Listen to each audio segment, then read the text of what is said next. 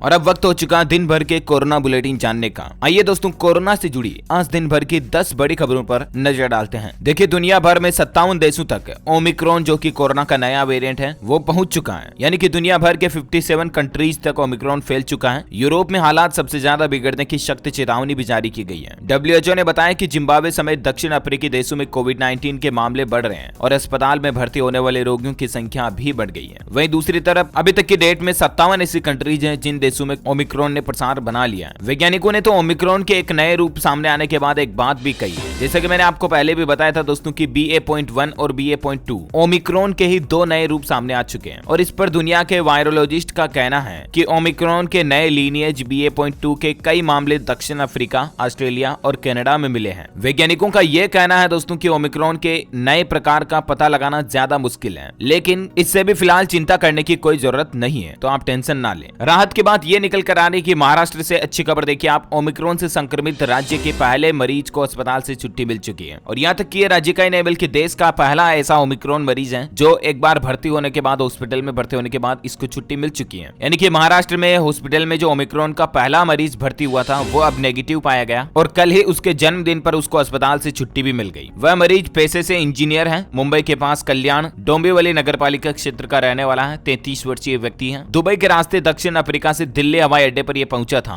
और तभी ओमिक्रॉन से ये पॉजिटिव पाया गया था और इसको हॉस्पिटल में भर्ती किया गया था, ठीक है ना। लेकिन राहत की बात है कि कल इसको हॉस्पिटल से छुट्टी दे दी गई। वहीं देखिए, ओमिक्रॉन में री इन्फेक्शन का खतरा ज्यादा है लेकिन डेल्टा की तुलना में कम गंभीर है। WHO की तरफ से भी एक नया खुलासा सामने निकल कर आ रहा ओमिक्रॉन को लेकर। कहने का मतलब विश्व स्वास्थ्य संगठन यानी कि WHO का यह कहना है कि ओमिक्रॉन वेरिएंट लोगों को दोबारा इन्फेक्ट तो आसानी से कर सकता है, यानी कि संक्रमित जो लोग हो चुके हैं या जिन लोगों को वैक्सीन लग चुकी है उन लोगों को भी ये संक्रमित तो आसानी से कर सकता है, लेकिन ये डेल्टा वेरिएंट जितना खतरनाक नहीं है उतना जानलेवा भी नहीं है। समझ रहे हो ना। मतलब कि दक्षिण अफ्रीका के उभरते आंकड़ों से ये पता चला कि ओमिक्रॉन के साथ री इन्फेक्शन का खतरा तो बढ़ गया है, लेकिन डेल्टा के मामले ये हल्के लक्षण वाला है। यानी कि इंसान के शरीर में ये ओमिक्रॉन वेरिएंट उतना डैमेज नहीं देता है जितना डैमेज कोरोना का डेल्टा वेरिएंट दिया करता है। समझ रहे हो ना। तो ये भी एक राहत की बात है। वहीं भारत में पिछले 24 घंटों में कोरोना आंकड़ों की बात करें तो 9419 नए मामले देखे गए जबकि 159 लोगों की मौत हुई। ये देख सकते हैं मिनिस्ट्री ऑफ इंडिया की तरफ से, ऑफिशियली हेल्थ मिनिस्ट्री की तरफ से आज का डेटा भी जारी किया गया है। वैक्सीन की बात करें तो भारत में अभी तक 130.39 करोड़ वैक्सीन डोज कंप्लीट हो चुकी है। इंडिया में अभी एक्टिव केस 94,742 बच रहे हैं। 9419 नए केस 24 घंटे में देखे गए जबकि 159 लोगों की मौत हुई। ओके, तो ये तो रहा आज का ताजा कोविड डेटा, राइट। वही देखिए, राजधानी दिल्ली में फिर से बढ़ रहे कोरोना के केस। बुधवार को पिछले 100 दिन में सबसे ज्यादा मामले दर्ज हुए, यानी कि कल ही दिल्ली में सबसे ज्यादा मामले देखने को मिले काफी समय बाद। क्योंकि दोस्तों काफी टाइम से राजधानी दिल्ली में रोजाना के नए मामलों की संख्या बेहद कम हो गई थी, तो वो बढ़कर अचानक से पिछले 24 घंटों में काफी ज्यादा बढ़ गई। डिटेल्स आप देख सकते हैं। राजधानी में फिलहाल 404 एक्टिव केस चल रहे हैं और दिल्ली के CM अरविंद केजरीवाल ने तो कल ही कहा था कि अभी तक दिल्ली के हालात ठीक है तब तक लॉकडाउन नहीं लगाएंगे, लेकिन हालात अगर काफी ज्यादा बिगड़े तो फिर से लॉकडाउन वगैरह भी लगाना पड़ेगा। वह देखिए, कोरोना को लेकर दक्षिण अफ्रीका में 18 से शुरू हो गई कोरोना की तीसरी लहर का पीक। IIT के प्रोफेसर का यह दावा निकल कर आ रहा, यानी कि अब तो देखिए तारीखें भी घोषित करने लग गए हैं वैज्ञानिक। इतने दिन तो वैज्ञानिकों का यह कहना था कि भारत में भी मतलब जनवरी फरवरी में कोरोना की तीसरी लहर आएगी और तब हालात ये हो जाएंगे कि 1.5-2 लाख मामले डेली आना शुरू हो जाएंगे, राइट। इस तरह की चेतावनी वैज्ञानिकों ने पहले से ही दी थी। लेकिन अब देखिए दक्षिण अफ्रीका में 18 से 23 दिसंबर तक कोरोना की तीसरी लहर पीक पर होगी। ये दावा IIT के वैज्ञानिक प्रोफेसर मणिंद्र अग्रवाल ने किया है। उन्होंने बताया कि यह लहर कितनी खतरनाक होगी और कितने लोगों को प्रभावित करेगी, इसका अभी भी विश्लेषण किया जा रहा है। प्रोफेसर अग्रवाल अपने सूत्र मॉडल से कोरोना की दूसरी लहर की भयावहता का अवलोकन किए थे। उनका कहना है कि दक्षिण अफ्रीका का डेटा मिल गया है और उसी के आधार पर यह निष्कर्ष निकाला गया है। आपको बता दूं, IIT के कुछ वैज्ञानिकों ने भारत में भी जनवरी में कोरोना की तीसरी लहर आ सकने की संभावना की चेतावनी जारी की है, इसलिए प्लीज सावधान रहें, सतर्क रहें। वहीं राजस्थान में देखिए 5 महीने बाद पहली बार राजस्थान में 24 घंटों में 40 कोरोना संक्रमित मरीज पाए गए। उत्तराखंड में भी देखिए कोरोना के हालातों की 24 घंटे में 17 नए मरीज मिले। 192 कुल संक्रमितों की संख्या हो चुकी है। वहीं भारत में ओमिक्रॉन के मामलों की संख्या की बात करें तो दोस्तों ओमिक्रॉन का खतरा एक बार और बढ़ रहा है, क्योंकि इटली से अमृतसर पहुंचे 2 लोग भी कोरोना पॉजिटिव पाए गए और अब ऐसे में ओमिक्रॉन का खतरा एक बार फिर से बढ़ रहा है। और वैसे भारत में अभी ओमिक्रॉन मामलों की टोटल संख्या की बात करें तो कल ही महाराष्ट्र में 10 और नए ओमिक्रॉन के संक्रमित मरीज पाए गए और उसके बाद राज्य में तो यानी कि महाराष्ट्र राज्य में तो टोटल 20 हो चुकी है संख्या, और भारत में कुल संख्या बात करें ओमिक्रॉन वेरिएंट के मामलों की तो 33 हो चुकी है। 33 ऑल ओवर इंडिया, और महाराष्ट्र में 20 चल रही है अभी। ओके, तो उम्मीद है दोस्तों कोरोना न्यूज अपडेट्स के तहत ये बड़ी खबरें आज आपको जानने मिली होंगी। वीडियो को लाइक और शेयर करना, और आप हमारे चैनल DLS न्यूज को सब्सक्राइब करके बेल आइकॉन भी जरूर दबा देना, ताकि आपको रोजाना के ताजा अपडेट्स और काम की खबरें तुरंत आपके मोबाइल पर मिलती रहेगी। Thank you, take care, good bye,